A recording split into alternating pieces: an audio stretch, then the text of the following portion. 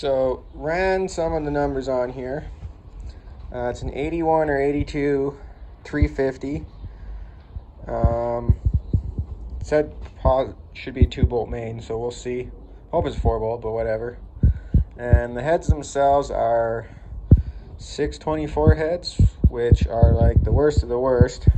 So I don't know why anybody would put money into those and get them hardened for propane. But so yeah, best case scenario, this thing's 300 horsepower with the aluminum intake I'm going to put on it. I highly doubt it'll even be that.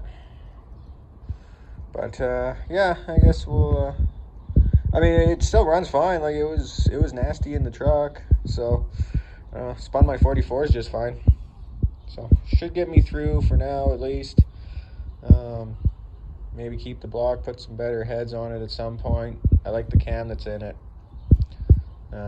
Or maybe we'll eventually rebuild that for the truck. Or, you know, if this does good, I might just leave it in it. Well, so much for my plan of swapping oil pans. You see what I see on this one that I don't see on that one?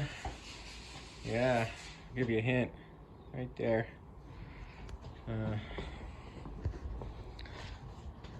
It goes on that side. So yeah, if you're ever wondering the difference between like a 70s block and an 80s block, side of dipstick. It's one of the main differences with small block Chevys. Other than that, like pretty much anything will bolt on anything else, blah blah blah. Pretty much the same except for that. So I could swap the heads, I can swap the intake, the front, everything except the oil pan. That's the only difference between these two blocks, really. So in order to work on this engine here, I gotta swap some around because I got way too many here and all of them are junk. So trying to kind of clean up the garage in the process of organizing engines. Got Turbo 400 over there that was bolted to this. I don't think I'll actually need that, so I might actually try to sell that. Originally it was planned to go into this, but I don't know if it's any good, and I can't trust putting it in there and it turns out to be no good, and I can't afford to rebuild it. So we're gonna go with the 4L80 and the NP208 off of this. Just gonna bolt that to that 4L80, double check.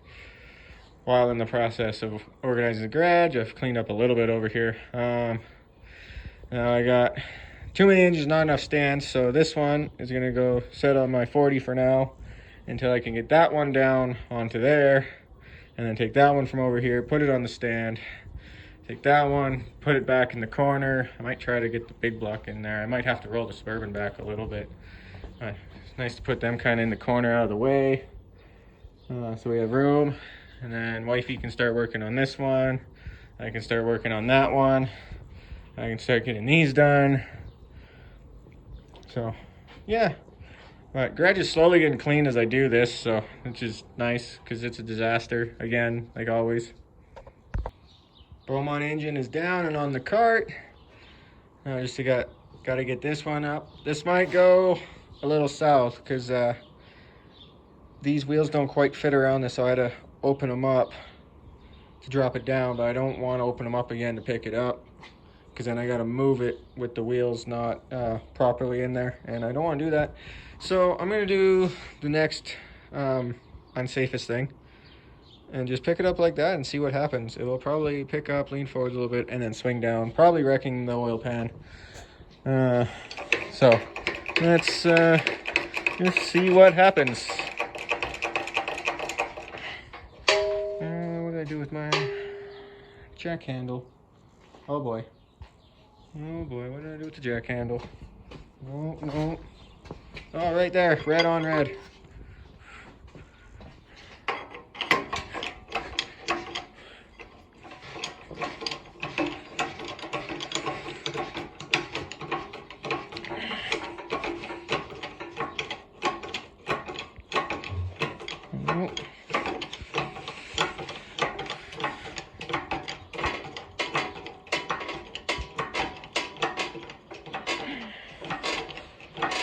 And she's up. That was super boring. But now, I don't know if my engine hoist will lift it high enough to get this into there. That might be the next problem. All right, I think I got it figured out how I'm gonna get the chain shorter. It's a little bit of a motor on motor violence, or rhymes with grape, or whatever you want to call this, but if it looks stupid but it works, is it stupid? So let's tighten this up and lift it back up again. It worked. Okay, and I'm sure my dad is vibrating in his box. I'd say rolling in his grave, but he was cremated, so I'm sure he's vibrating in his box in my mom's house that I stacked another engine on his engine. Sorry, Dad. Things had to get done. Do what you gotta do. And it's not like it really probably did anything. 208, bolted to the 4L80. Bolted up nicely. Splined right in, bolted up, just like I was hoping. So now I can tuck that on the Suburban and have it ready for when the engine's together, and then we can pull the driveline, put new driveline in. Boom. So yeah, that's ready to go now and can get out of the way from the crew cab side. So that's roughly what she should look like. Obviously haven't painted anything yet. Want to go with the blue and the silver, which this is already silver. I might just clean that up. It's probably powder coated. My dad powder coated everything on his engine, including the engine. Probably go black for the headers, that blue silvery for the engine, which will probably bake off, and then silver, and then chrome to match this. That chrome oil pan would look good on this. Too bad it's not going to work. I'll probably just go black for the oil pan, and then all the accessories on the front black as well. And kind of got the black, silver, and blue kind of going on. That should look real good. I think I'll use this guy I found in my dad's car. Looks real good with the Holly on there. Just put a spacer in there for now. I might use it, I might not. We'll see. I probably won't, just to get it running at least. So yeah, kind of tear it back down. Start degreasing it. So I started tearing this down. You can tell I did a terrible degrease and paint job on this like 6 years ago. I figured I'm at a point that I should check oil before going too much farther. I know I checked the dipstick and it seemed okay, but with how my luck's been with engines over the last like 3 years, I better check this out.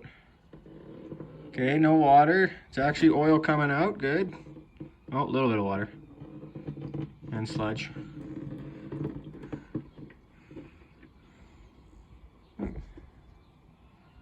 That was gross. It looks like assembly lube, but I never did anything to this with assembly.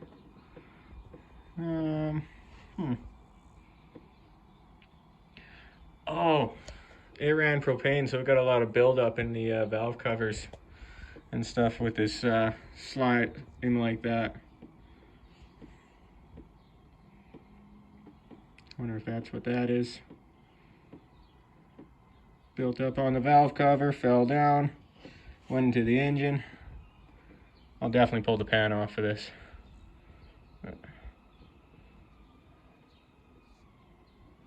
But so far out of anything, this is looking the best. I don't like this. But I think I'm gonna leave it for now. It's not horrible. It's not the best, but it's not horrible. And this is something I can always do once it's in the truck later on. Pulled the pan. It's got all this nice sludge in it. It's all kind of silvery. So I think that actually might be assembly lube. Although I've done oil changes on this before and none of that's ever come out, but who knows? I do know this thing shortly before I bought the truck had a bunch of work done. I know the heads were done at least. It was the previous owner to the previous owner of me. The guy I got it off of, he didn't know much about stuff. He just knew that there was some engine work done and that the heads had been done for propane. That's all he knew. He said he mentioned that there was something about it being a stroker or something, which was his words. So I should measure all this and see if maybe it is a 383 stroker, because that would be awesome. That would explain why it's got so much power, even though it's got crappy heads. So, but I don't want to take the heads off to see if it's bored or anything, but I think I can measure from underneath, at least the stroke and rod length, and go from there, because those are different than a 350. It is a 2-bolt main. Darn. Everything looks pretty clean in here. Get the light out of the way. The camera. Cylinder walls look pretty good.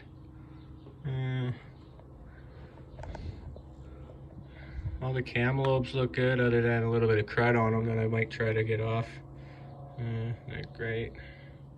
Oh, look at this one. Yeah, see that one? The camera will focus on it. There's a little bit of crud there. I gotta clean off.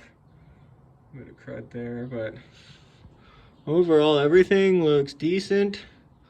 I'm gonna try to get a rough measurement of the rod length and maybe the stroke. Not sure the best way to do that, or see if I can spin this until there's a part number on the crank and try to get a stroke and rod length. See if this is a stroker or not, because that will determine this here. Because 400 crank for a stroker needs a weight, and 350 does not. And this was not originally off of this. I pulled the flywheel off of this before I knew the difference between weighted and not weighted, and didn't even check, and it's long gone. I mean, it did run with this and didn't shake the hell, but yeah, actually maybe I should really try to get numbers off this crank to see if it is an aftermarket crank or a factory one or whatnot. Don't think those will tell me anything. Yeah. Although I don't see any marks on the ends of the pistons here. Shows that they're aftermarket or anything. I'm gonna guess it's just all stock.